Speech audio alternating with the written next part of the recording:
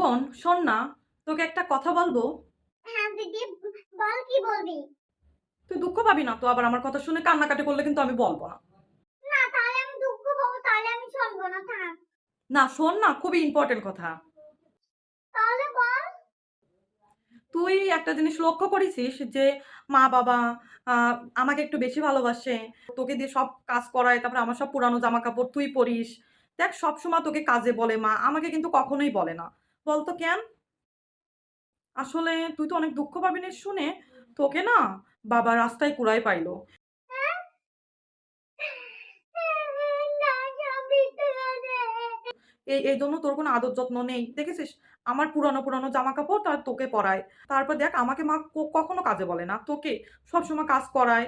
তোকে তো সব বকাবকি করে। তোকে রাস্তায় কুড়ায় পাইলো না এই জন্য। তুই আমার মিথ্যে কথা করছিস